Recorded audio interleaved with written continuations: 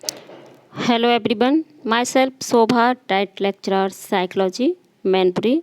आज हम डीएलएड चतुर्थ सेमेस्टर शैक्षिक प्रबंधन एवं प्रशासन, जिसके अंतर्गत एक बहुत ही महत्वपूर्ण टॉपिक है शैक्षिक प्रबंधन, जिसमें आज हम कच्चा कच्च प्रबंधन, शिक्षण अधिगम सामग्री प्रबंधन, लर्निंग कॉर्नर पुस्तकालय प्रबंधन, पाठ्य पुस्तकें, कार्य पुस्तिकाएँ, शिक्षक संदेशिकाएँ, शब्दकोश का प्रयोग एवं प्रबंधन के बारे में जानकारी प्राप्त करेंगे।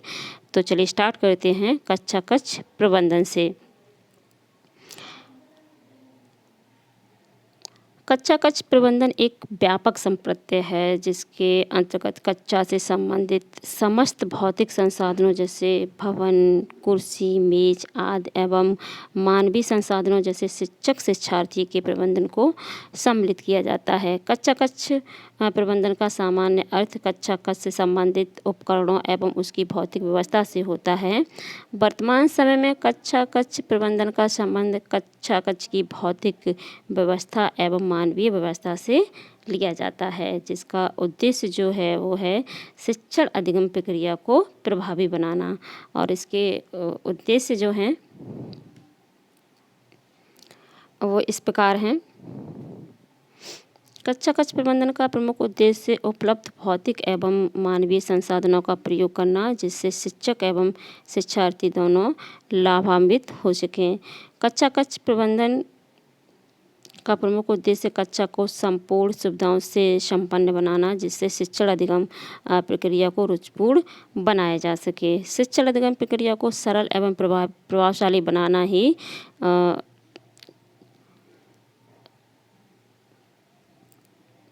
शिक्षण जो अधिगम प्रक्रिया है उसको सरल एवं प्रभावशाली बनाना है, जिससे छात्रों का अधिगम स्तर उच्च हो सके। अब आता है शिक्षण अधिगम सामग्री प्रबंधन।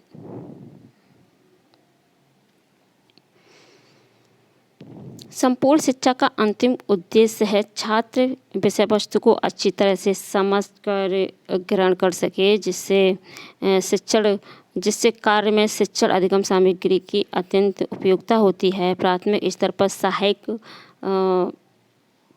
सामग्री के बिना शिक्षण कार्य जो होता है वो अधूरा रह जाता है। सहायक सामग्री का उपयोग शिक्षण को प्रभावी, रोचक, व्यवहारिक, सुबोध बनाने में सहायक होता है। शिक्षण अधिगम सामग्री के प्रबंधन में उन सभी तत्वों को भी सम्मिलित किया जाता है जो इसके निर्माण, रख रखाव एवं प्रयोग से संबंधित होते हैं। शिक्षक को चाहिए कि वह भाषा शिक्षण हेतु छोटी छोटी कहानियाँ, गीतों एवं कविताओं की रचना स्वयं करने का प्रयास करें। भिन्न भिन्न विषयों के शिक्षण के लिए भिन्न भिन्न शिक्षण सामग्री का निर्माण एवं उपयोगिता की आवश्यकता होती है। बाल पत्रिकाओं, समाचार पत्रों में से बाल उपयोगी सहायक सामग्री एकत्र कर छात्रों की सहायता से एल्बम बनाएं। समय समय पर इस एल्बम का प्रयोग करें, जिससे बच्चों में भाषा विकास के साथ साथ पढ़ने में जो रुचि होती है वो बढ़ेगी और उन्हें पढ़ने में आनंद भी आएगा। इसके बाद आता है लर्निंग कॉर्नर।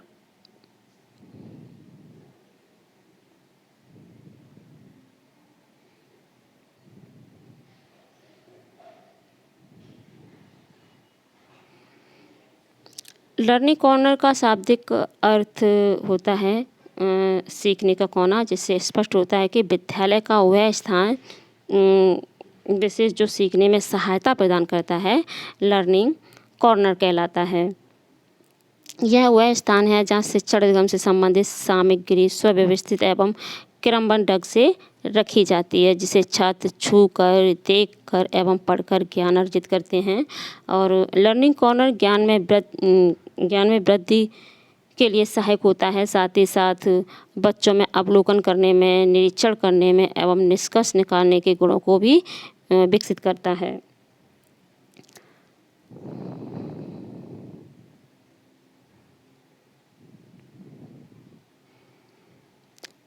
शिक्षण में लर्निंग कॉर्नर निम्न रूप से उपयोगी सिद्ध होता है। जैसे लर्निंग कॉर्नर के माध्यम से गणित जैसे नीरस विषय को रोचक बनाया जा सकता है, जिससे छात्र उसमें रुचि लेने लगते हैं।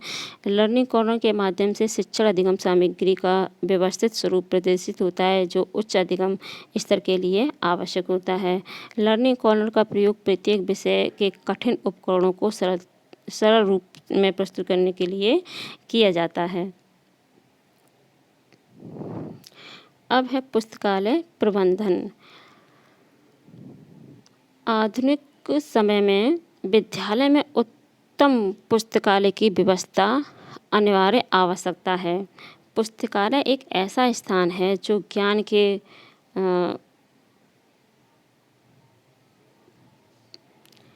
भंडारण और संप्रेषण का माध्यम है। पुस्तकालय पुस्तकों का खजाना है, जिसमें पाठ्य पुस्तकें, कार्य पुस्तिकाएँ, संदर्भ पुस्तिकाएँ, साहित्य पुस्तिकाएँ, मनोरंजनात्मक एवं चित्रात्मक पुस्तिकाएँ, चार्ट, विविध पत्रिकाएँ, महापुरुषों के जीवन से संबंधित पुस्तकें और नीतिपरक कहानियाँ एवं विविध भाषा के शब्दकोश रखे जाते हैं।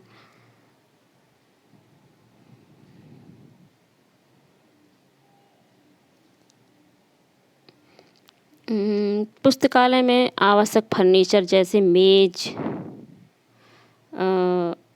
हो गया, कुर्सी, पुस्तक रखने के लिए शीशे वाली अलमारी और सूचना पट हो गया, कैटलॉग आदि की भी व्यवस्था होनी चाहिए। इसके बाद आते हैं पाठ्य पुस्तकें।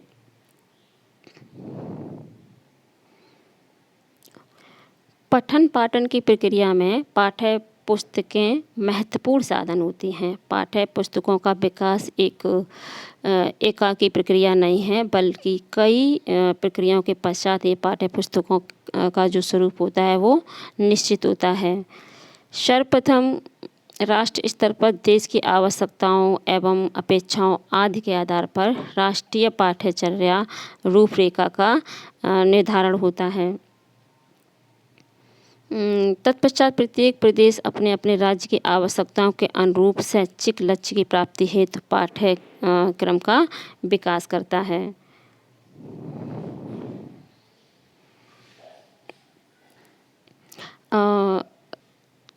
पाठ्यपुस्तक के लेखन संबंधी प्रमुख उपागम निम्नलिखित हैं। जैसे चित्र रंगीन एवं आकर्षक होने चाहिए। पाठ्यपुस्तक सुस्पष्ट एवं बोलचाल की भाषा में सहज होनी चाहिए और बच्चों को अपने आप सीखने के अवसर हों और बच्चों को अपने आप सीखे ज्ञान का स्वयं मूल्यांकन के भी अवसर मिलने चाहिए। फिर आता है कार्य पुस्तिकाएँ।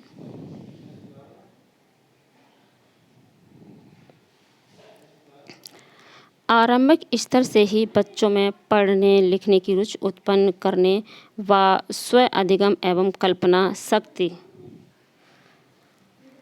के विकास के अनुरूप उनकी संप्राप्ति में स्वायत्त के लिए प्राथमिक कक्षाओं में भाषा एवं गणित विषयों की अलग अलग कार्य पुस्तिकाएँ विकसित की गई हैं। बच्चों को विषय सामग्री का अधिक से अधिक अभ्यास कराना ही कार्य पुस्तिकाओं को विकसित किए जाने का उद्देश्य है।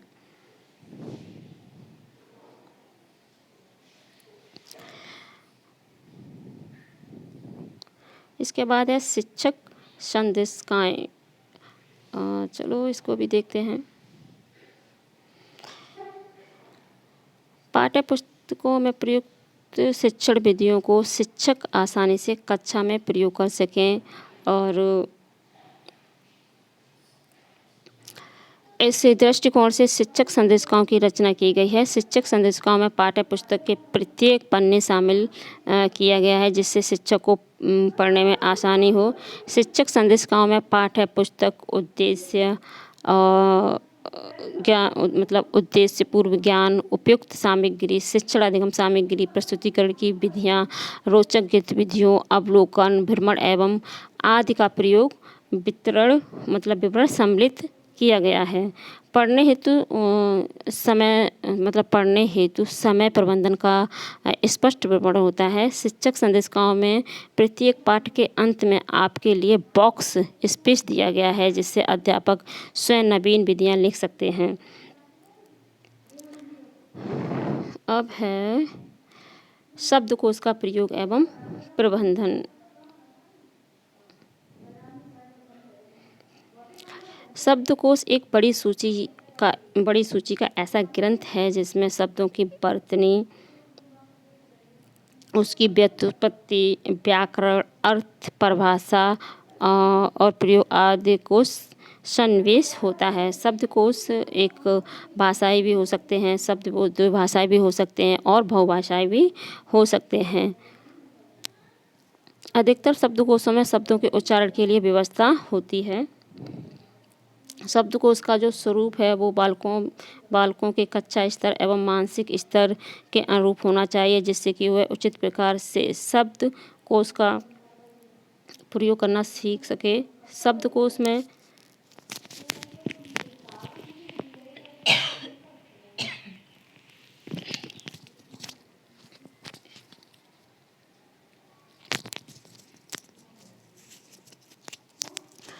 शब्दकोश में पाठ्य वस्तु के शब्दों को समाहित करते हुए अन्य सामान्य शब्दों को भी स्थान मिलना चाहिए, जो कि व्यवहारिक रूप से उपयुक्त होते हैं। शब्दकोश की छपाई एवं कागज उत्तम होना चाहिए, क्योंकि शब्दकोश स्थायी होता है एवं अत्यधिक समय तक छात्रों में प्रयोग में रहता है।